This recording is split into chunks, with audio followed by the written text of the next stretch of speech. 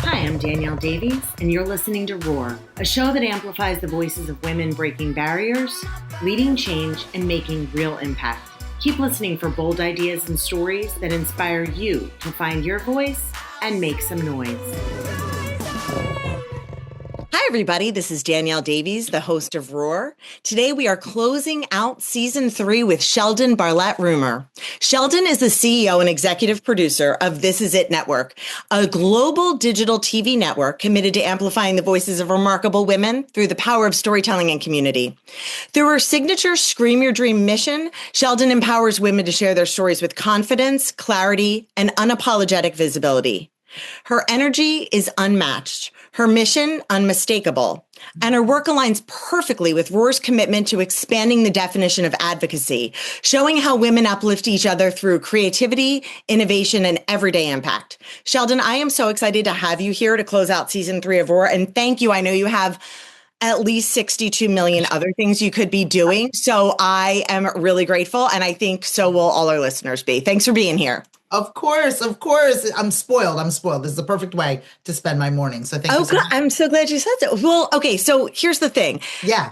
I have like a million questions, obviously, but the first one for anybody who's new to you is like, Can you explain what is going on? What is the This Is It network? 100%. The only how it was explained to me is she's going to be the next Oprah. Fair. And I'll take it. Go. And like, it's so much. And honestly, like Oprah, there are so many elements to what you're doing. So can you give us just like a summation of what this is? Sure. So This Is It Network is a storytelling platform. We're a digital streaming platform. Think Netflix, a digital streaming platform, meets Masterclass, an educational platform where celebrities kind of teach you various things, right? If those two platforms had a female daughter, that would be This Is It Network. Right. So we are celebrating educational entertainment in that way. And we do that through digital talk shows. And I'll share my love of traditional talk shows, Oprah, Donahue, Sally, Ricky, Montel. If you know, you know, if you're from a certain age group, you remember those traditional talk shows paired with my love of education. I'm an adjunct professor at both Temple and Drexel University. So the combination of entertainment and education paired with online and offline events is really the heartbeat of This Is It Network. I think that everybody should learn and laugh at the same time.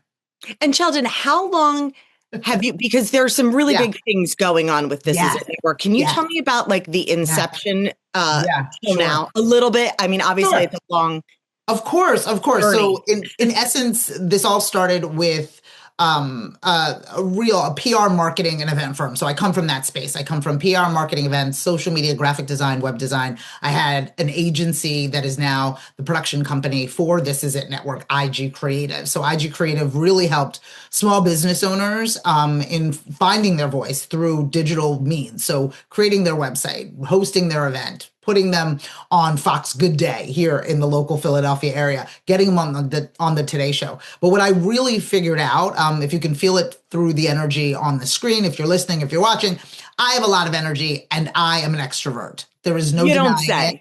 Right. There is no denying it. You can often hear me before you see me. That's really how it really works. And for a lot of people, even though they are small business owners, even though they have a dream, even though they have a concept, even though they have a business, the way in which they talk about themselves matters. And they typically whisper about themselves. And so what I was really having a hard time with is that you had somebody that you were prepping for, again, a media opportunity, a cupcake lady, right? A cookie lady, woman that had a bakery. We worked a lot with small business owners and primarily women, and we would prep them for these opportunities, and they could not part their lips to say why somebody should buy their cookies. They could not find the words as it relates to why they were special and not. And I, overly enthusiastic, always wanted to be on television. You know, Oprah and media and television and talk shows were the beacon for me always. I turned a camera on my clients in preparation for these media opportunities to just practice with them, right? I'm going to get you comfortable. And what happened was something lit up in me, right? That this is where I'm supposed to be. And they dropped their shoulders and began to talk to me about grandmother's recipes and why the vegan cupcake was so special to them. And I realized at that moment that this was it. That's all I want to do for the rest of my life. All I want to do is help people tell their stories. All I want to do is give people space and time and let them feel comfortable to find the words. And so we've been producing content ever since. I would go to an opening of a tin can with a microphone, happy to be able to tell the story of an opening. And so I was interviewing people before pandemic in Center City, Philadelphia, shoulder to shoulder. We were interviewing about 5 women a day. And then the world God, a day. Okay, go ahead. Yeah, crazy. I have an amazing team. We were very aggressive in the way in which we were communicating and how we were doing it. And then the world, shut down as it did, and we were all safe at home. And then the world opened up to me because we were working on Zoom. And so then there was no geographic limitations to the women that I was talking to, and women from Scotland and Nigeria and Toronto, in addition to my own backyard.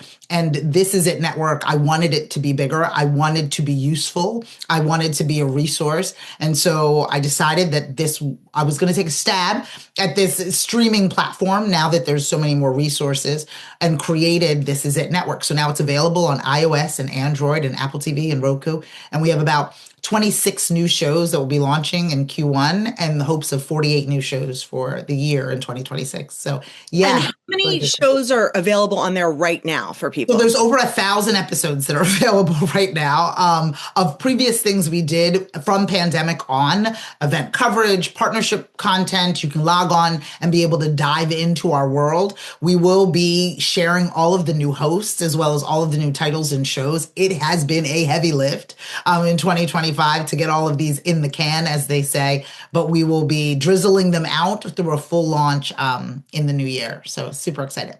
And are we allowed to talk about the fact that there's going to be an in-person, like there is actually a hub that's developed? Yes. And I want to say again about the energy, like the fact, first of all, I generally am somebody who is a pretty pumped up person myself, but what you are accomplishing in a day is out of control. Okay, so I'm a crazy person. But I love it. And first of all, I love the emphasis on obviously who you're helping. I love that you're facilitating women's growth and education and entertainment and even their own shows. I mean, it's all amazing.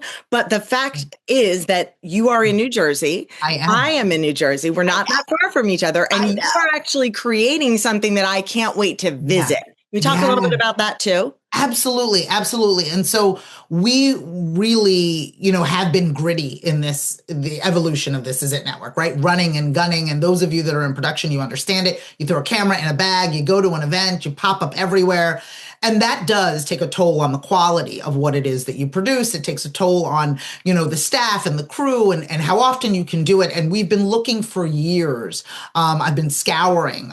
New Jersey has a number of different incentives and programs, and we have Netflix that's coming and Paramount that's coming. A lot of big players are coming to the state of New Jersey to bring their studios. And so I really tapped into that. A friend of a friend had told me about all the great things that the state was doing. I live in South Jersey, but I would go over the bridge in order to film. Before pandemic, we filmed again in Center City, Philadelphia.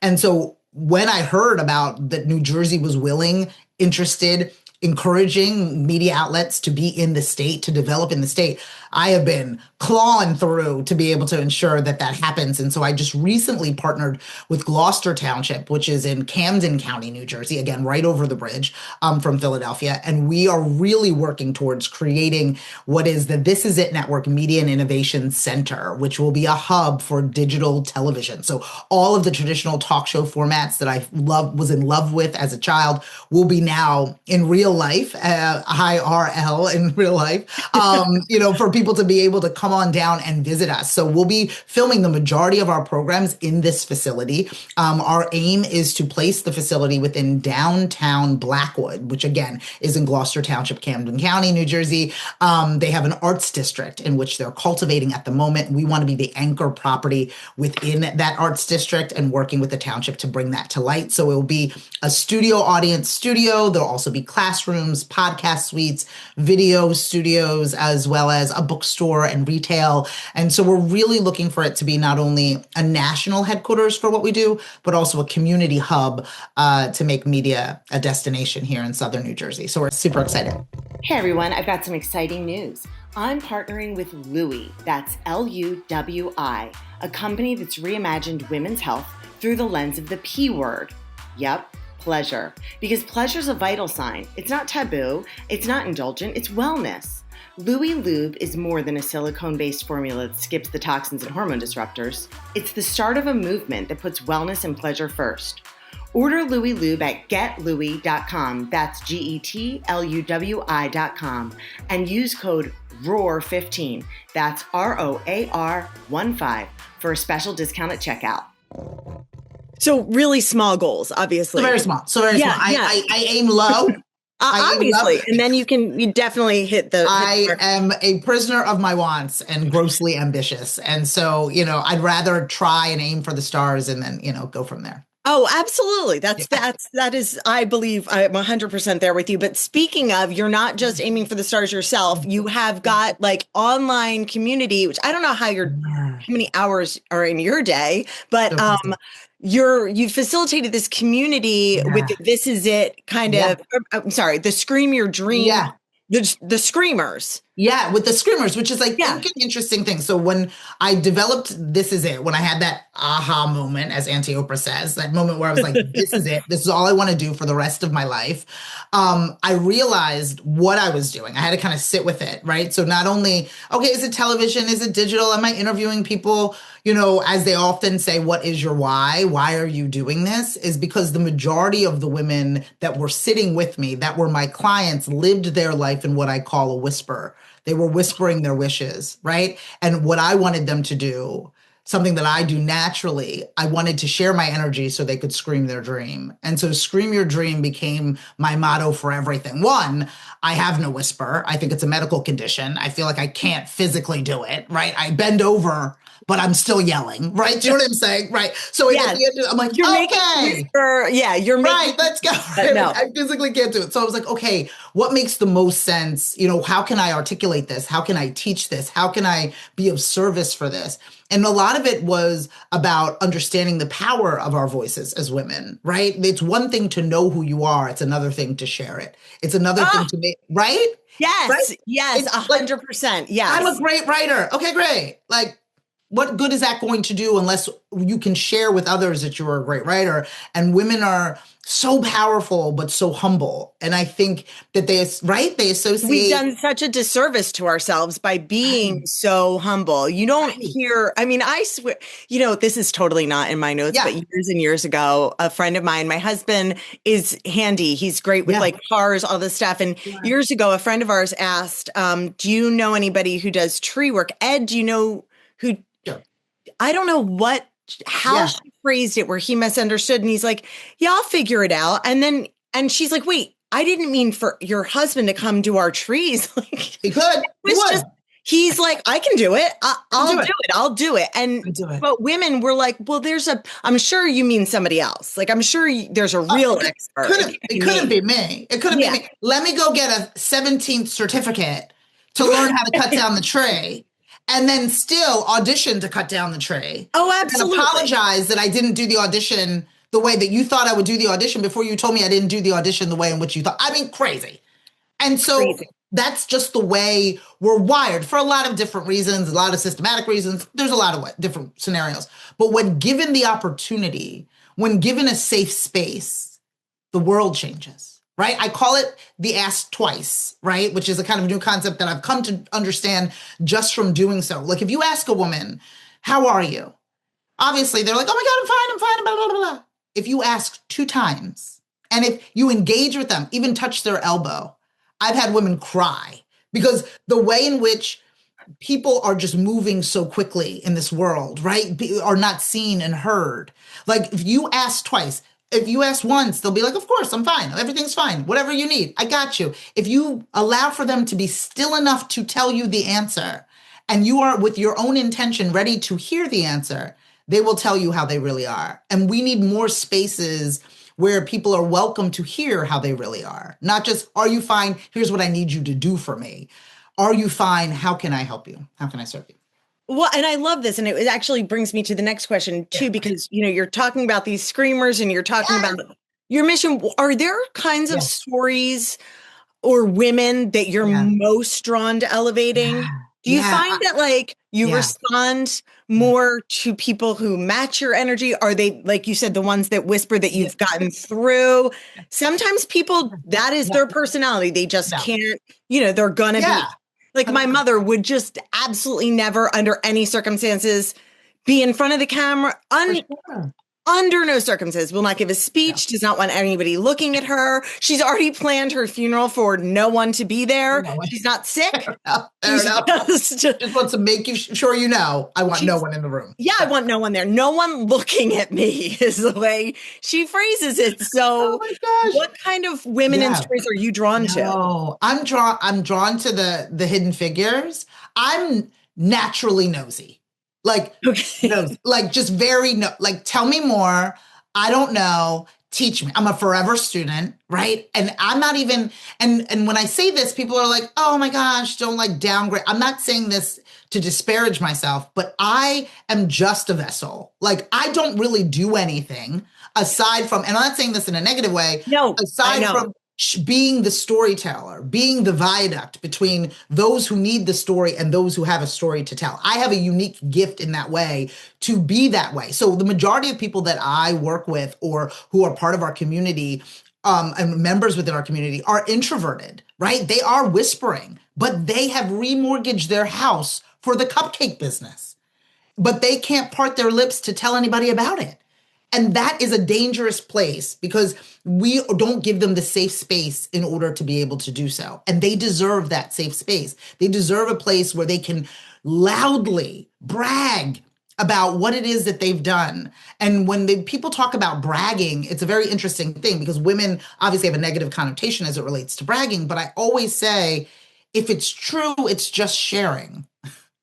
It's true. It's true. That's yeah, you're right. And we need so Sharing. much more of that. We just need to Yeah. be kind of like retrained. What Yeah. about like, you know, you just mentioned you and you're Yeah. so funny about it. I don't really do something I don't really do I'm not, much.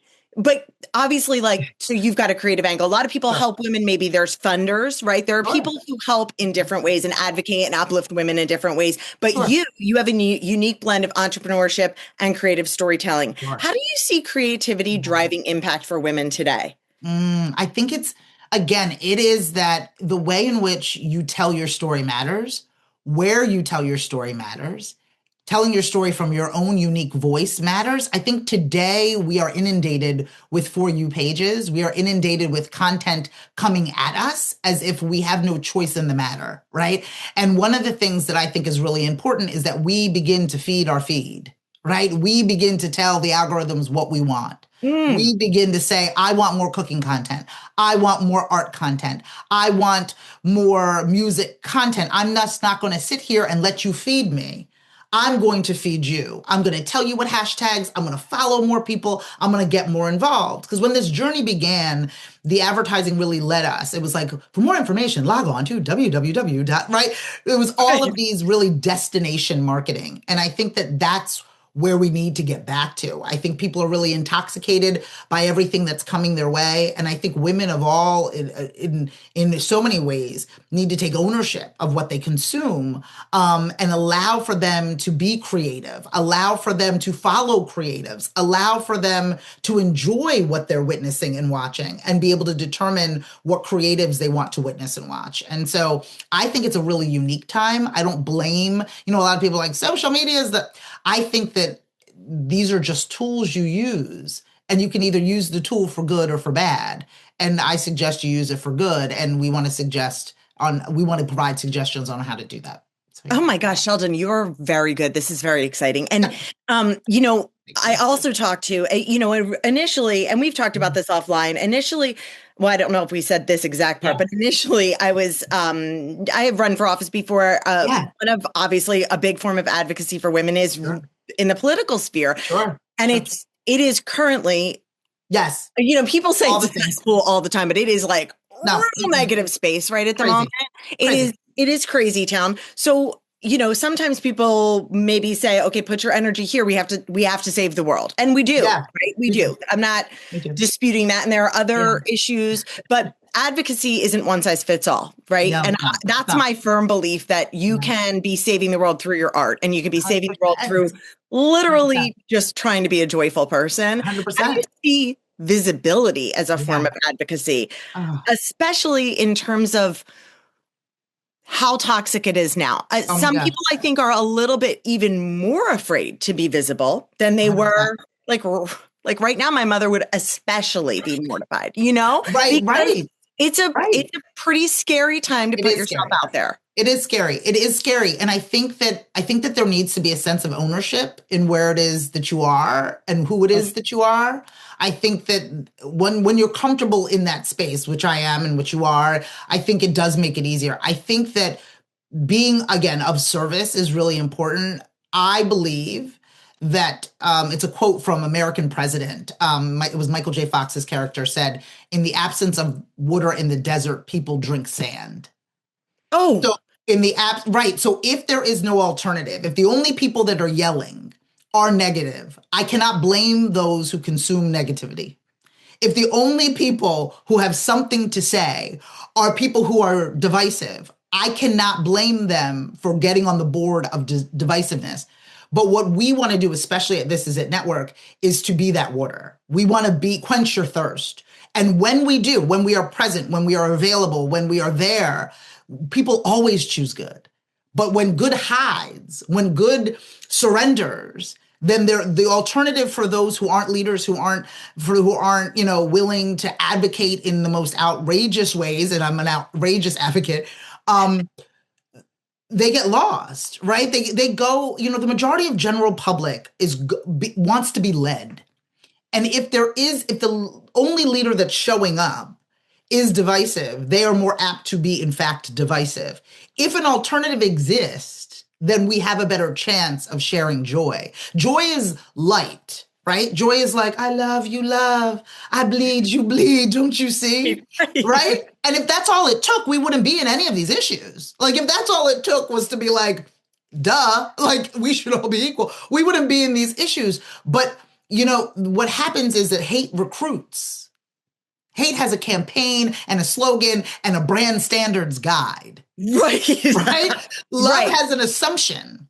And so love needs to catch up. Love needs to be as consistent, and we need to recruit in love, and we need to share educational entertainment. And that's what I'm doing. I love that you said this. I have to also, I'm going to link back up anybody who's listening and you. I have a friend, the novelist Catherine Senner. She's out of Texas. And she's huge and she's amazing. And her thing is reading for joy. Well, it was reading for joy. She's like, I feel like I've had that motto for a while now. But one of the things she said to us last season was, if the only stories we're telling are horror stories, scary stories, then that's all we've got. That's the reflection of humanity. And that's, I love a good scary story. I love, things like this. I'm every so often a true crime podcast. I love Mr. Ball, but you can't live on that. You can't sustain. There has to be the alternative. There has to be the alternative, and the alternative needs to be committed to it in the same way that the scariness is committed to it. And because that's how it works. And to what you said before was just so important, is that it's in various ways. It lives on picket lines. It lives in boardrooms. It lives on art and walls. It lives through storytelling and poetry. It lives through staying at your full-time job and advocating within your cubicle. It lives within all of these different scenarios. And what often happens, even on the side of good, is we begin to measure good. We begin to fight about how good you are versus how good I am and how good goodness needs to be. When again, hatred is a collective. Hatred works as a team. Hatred recruits regardless of whether or not they are aligned. And so I want us to be able to make sure that those that want to share goodness and those that want to share stories are aligned as well. My God, hatred works as a team. Okay, I'm going to be circling back to that. I mean, to pull out quotes, but you've been doing this a long time, and you're obviously really good at it. And you draw these stories out of women, and it's very inspiring and impressive. But so it's also, I mean, while you're not necessarily, you weren't a sociology major, right? No, no, You're not absolutely. necessarily like a psychologist, an armchair psychologist, a sociologist, I wanted to be but on MTV. you've seen how women have told stories and you've seen that. Do you have any theories, ideas? What do you think is keeping so many of us quiet or hesitant to be seen? But also, in the years you've been doing this, what's the biggest shift you've seen in how we tell our stories? Yeah. One, the reason why we don't is because we do. We're too busy doing. Oh, Women, they're too busy doing to tell their story. I mean, think about it from, and marketers will relate to this. Those in advertising and marketing, you sell marketing, you give marketing services, but market yourself not, right? Like it's very much a situation, right? The majority of people, right? Like the majority of bakers don't even want to sell their cookies. They just want to make them. Right. Right? They don't even they would love to just bake cookies all day long. Where This Is It Network comes in is we come in and we sell your cookies. We help you sell your cookies. We help more people know about you today than yesterday. That's what's necessary. And the reason why, it's not that women are short on stories. We are short on where our stories can live. Right. And so years ago, a gentleman, as they do, came up to me and was like, I heard what you're doing. Like, what are your thoughts? It was kind of like at this, he didn't talk like that, but in my head he did, you know what I mean? So, and then, it came up to me with like a warm Chardonnay, you know what I mean? At a networking event. It was like, trying to get at me to like warm Chardonnay. You know what I mean? Like, yes, totally. So what do you got going on? Like, fill me in. Right. And without hesitation, I said, we're creating history. And because history is made by those who tell the story. And if you do not tell the story, you are left out of history, period. Hard stop. When my daughter, 20 years from now, 30 years from now, young girls, people in general will look back and be like, those women in 2025 kicked ass. Because there will be documentation that we kicked ass. It won't be waiting for permission or pitching our stories or hoping somebody pays attention to us. It will be evident. There will be evidence of our excellence. It will live. And that alone, right? That alone is why I do what I do. Quick pause to invite you into the Roar community. Roar is all about amplifying women's voices, and you can be part of it. I share the messy, unfiltered, behind-the-scenes stuff in my emails, things you won't hear anywhere else. Sign up at listentoroar.com and get in on the real talk. And hey, if this episode hit home, don't keep it to yourself. Share it, drop a comment, or pass it to that one friend who needs to hear it. Every share helps bring more women's stories into the spotlight. All right, let's get back to the episode. Cheldin, who is the Cheldin for you? Like no, I'm serious. Obviously you're an extrovert. Obviously you're professional. You know what you're doing. You know what you're talking about, but you've got a lot of faith and belief in what you're doing. And first of all, that just needs to rub off on everyone. But like, what was your mother like? Like, how did you get this? Let me, and I tell this story quite often, which is, so my mom in my house, so I'm West African. So I was born in Freetown, Sierra Leone. I'm West African. I'm an immigrant. I'm all the things. And I come from this amazing West African, large, gigantic, crazy, admittedly, family. And they're completely academic. Like everybody is attorneys and doctorates and just amazing. And my mother in our home to this day, God bless, she's 80, both of my parents are 80. And in their home, you will find, and this has been since I was small. And are they here also in New Jersey now? They're here in New Jersey, yes. Right, that's where you're raised. Okay. And they think I'm a piece of work. Like if you ever come to any of our conferences, my mother will be checking you in at the front, and you better have your identification and you better make sure you want a ticket and the whole thing. She's wild, but she's lovely. She's a retired elementary school principal. My father at Stockton University, retired chemistry professor from Stockton University in South Jersey. I'm one of four. Shocker. I'm a middle child. Of course I am. And so my older sister has her doctorate. My younger sister has her doctorate. My younger brother graduated from Cornell Law. I come from excellence, right? And it was very evident at a very young age that you show up early, you leave late, that you over deliver always, that's just the way. I was the athlete. I played Division I field hockey for LaSalle University. I've always been, again, an extrovert and wanting to entertain, and the family member that gives the speeches, like I'm the one. Right. In my house, right? In my home, there were always quotes everywhere. Little quotes, just everywhere. You'd open a drawer, there'd be a quote. You'd wake up in the morning on the mirror, there'd be a quote. Behind the door, to this day, behind the door, every bathroom door, there's a series of different quotes. And I remember coming home from college as an ungrateful young person. And I was just like you do. Right, like you do. And Right. I went to brush my teeth and there was some poignant quote right in my face. And I was like, and my mom was like, good morning. You know what I mean? And I'm like, probably hungover, ungrateful.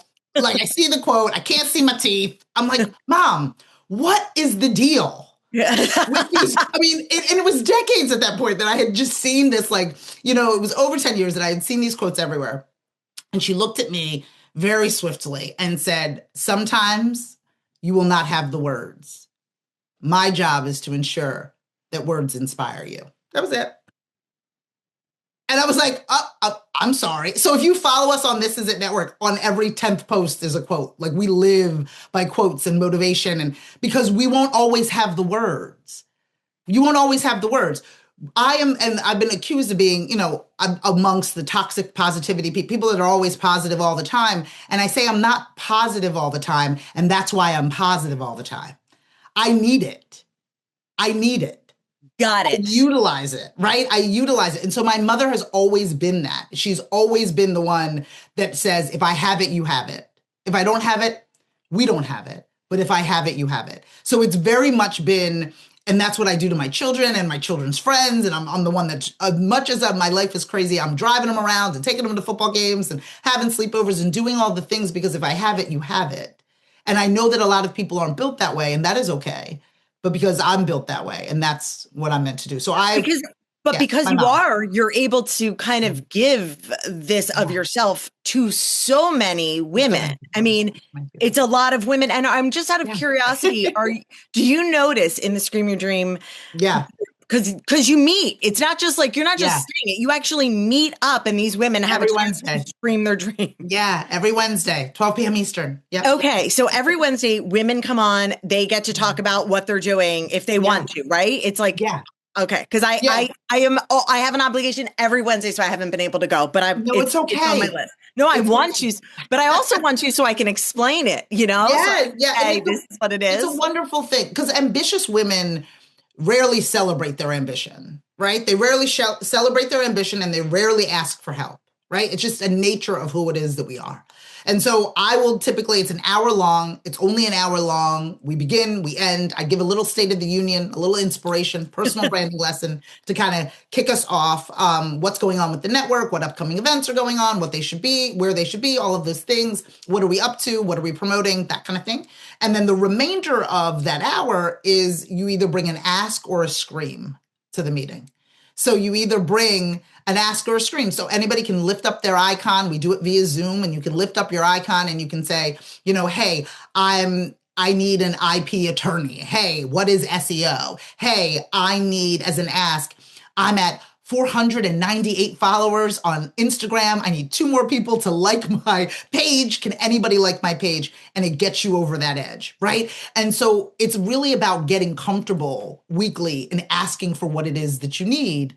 And then the scream. The scream can be a celebration of anything. It could be if you have young children that you potty trained your son, and that deserves to be celebrated. It could be you finally sent out your first email blast, and that deserves to be celebrated. You launched your book, you're throwing an event. It just gives you a space to be able to ask for help or celebrate what you have done. And you can hear, and people are connecting. There's so many different partnerships that have started, relationships that have grown. Relationships that have grown, podcasts that are shared, because it's an inclusive group, not an exclusive group. So you don't have to say, oh my gosh, if I'm part of this is the Scream Your Dream community, I can't be part of anything. I'm addicted to women's groups. I'm part of NABO and like all of these different. Hey, Mom, I mean, every women's group. They get my money $19.99 at a time every month. Gotcha. Right? And so, but it's the collective that is our power. It's all of these women's groups together that is our power. We actually have an upcoming campaign to support that. But yeah, so it's really about being honest. I don't know what I'm doing. Do the women and you were saying, you know, do they start to then I'm just picturing one of Yeah. the shyer people that you started off with. Like I keep thinking about like the baker who's like not able to Yes. say, and maybe then like I can picture this person possibly getting up like, the nerve Yeah. in the group to say, oh, I have an ask, but the scream would be a little harder, right? Like the Yeah. scream to be like, I did this awesome thing Yeah. and I Yeah. just want to tell you so people I just I want to. always used to say when I was a teacher, like this was a really big mistake on my part because I wanted to be an actress when I grew up and I was like, and I want people to clap for me. Like, Yeah. No, it's this true. was a bad choice. No, I wanted is it? applause. Yeah. Oh, it was. But I don't think, I mean, simplistically, you're like, I want people to clap, but also you want people to feel something. People clap Yes. because they feel something. And that Oh, is, 100%. I It was mean, sixth grade. Nobody's feeling anything. nothing's changed though. There I was a want people to lack clap. of feeling entirely, except get me out of here. From all parts. I that's not my skill set. Oh, I I love can it. admit it. Sixth I grade is love not my skill set. But but I'm saying like these women, are they starting to kind of almost, and Yeah. I don't mean they're like Sheldon acolytes, although I No, think that's no. good for you, but do they start to then Yeah. alter and start to do it for each other? Like, are you Oh my noticing gosh, shifts? 100%. I have had people who have met at so we do this is at Network Live Women's Conference. Next year will be our 5th year doing it. And we've had people who met sitting at a table, who now work together and are partners in a business. We have people who met and then are now on each other's podcasts, have written their forwards for each other's books. Like this is the movement and content is the tool for it, right? We meet online and offline. We have national events in which we attend. We have small boutique events in which we serve our community in a way that is so useful and authentic because ultimately we all deserve to be seen and heard. But we speak as entrepreneurs, leaders, executives, as ambitious women. And that means whether or not you're in the boardroom or whether or not you're in your kitchen, right? Whether or not you're running your household like a Fortune 500 company or whether or not you're on your third bakery, you deserve to be amongst people who hear and see you. And we just want to provide that time and space. And to give you that time and space. So they have just been absolutely, and they bring things to the table for us. Hey, we should be part of this particular event, or Cheldin, I need a keynote speaker for this, or the bakery folks. It's like, oh, so and so needs more cupcakes for her event or for her children's party, and so it becomes this organic.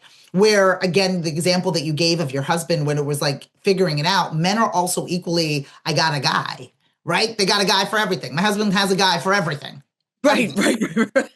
And us, we're like, oh, well, I don't know. Well, let me see, right? Like, let us be our own ecosystem where we've got a gal for everything.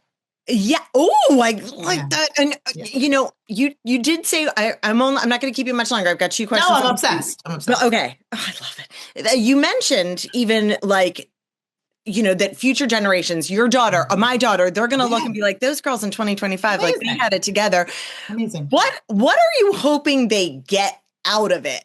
The next generation, like what do you hope it models for them in terms of not just, looking back and be like, they did it. What specifically, are there specifics you're hoping they take out of it? And you and I talked offline about something about, our strong daughters recently and what they're willing to accept versus what we were willing to accept in growing up in a different time period. What are you hoping like that next generation then pulls from this and extracts? And actually right now, this is the thing that's building, but in the future, hopefully they're evolving from this.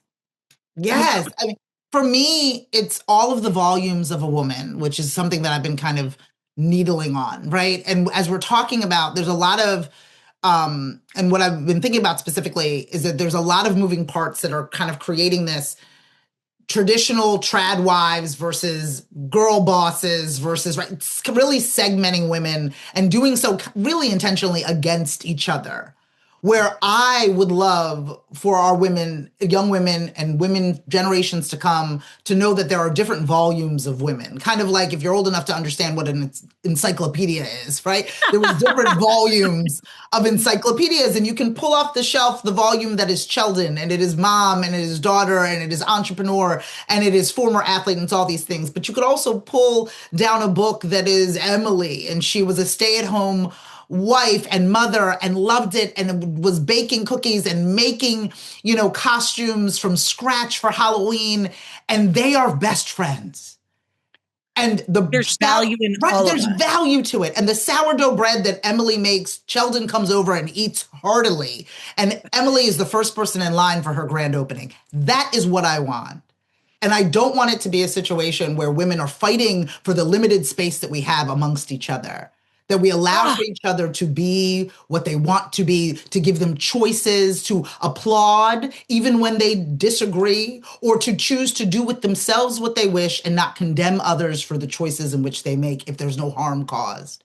That we can live amongst each other as a unit. Because again, hate works as a team. And if we can begin to work as a team, I cannot imagine what this world will look like. So.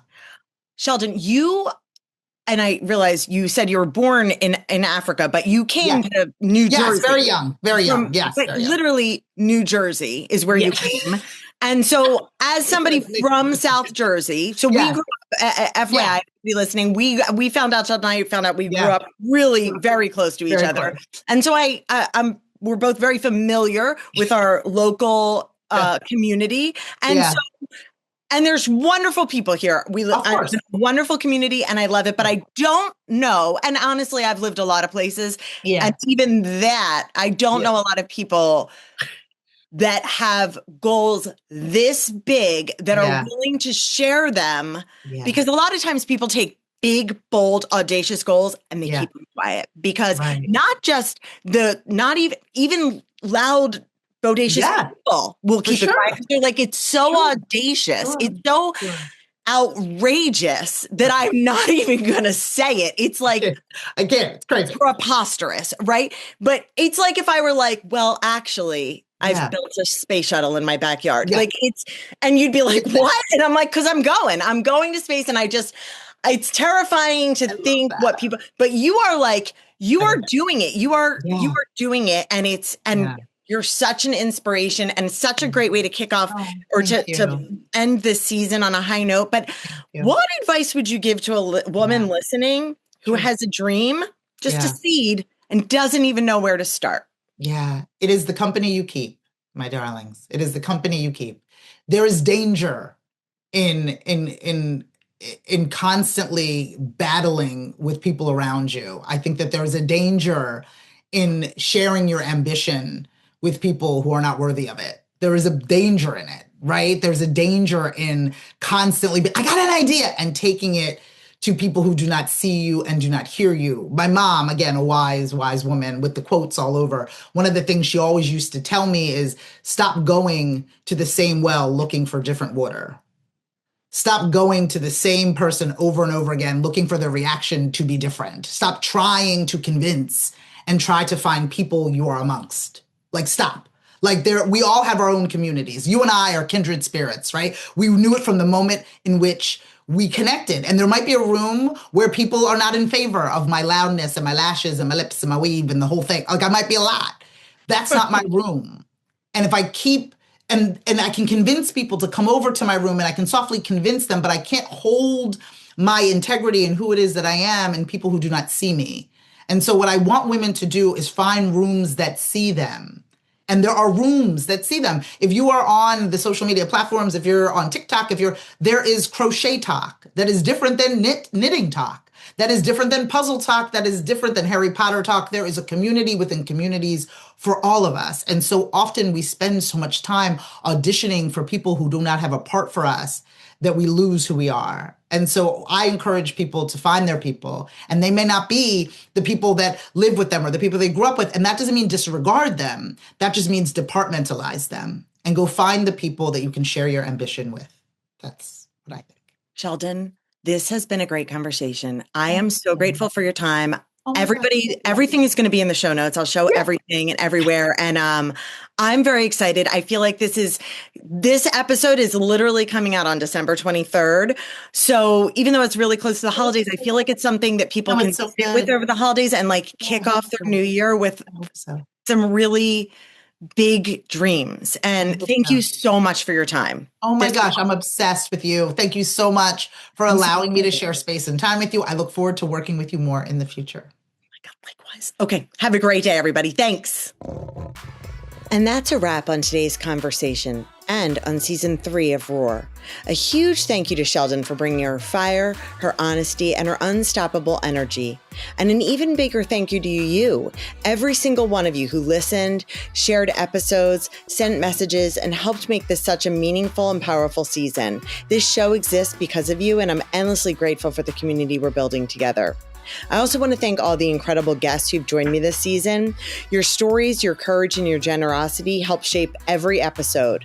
And to our brilliant editor, you know who you are, thank you for making every conversation sound its best. I really don't think I could do this without you. We'll be taking a short break, but Roar will be back with season 4 in April 2026. To stay in the loop on announcements, guest reveals, and a few special things I'm working on during the hiatus, head to listentoroar.com. That's LISTENTOROAR.com and sign up for the mailing list. It's the best way to stay connected until we're back on air. Until then, keep using your voice, keep telling your stories, and keep roaring. I'll see you in April.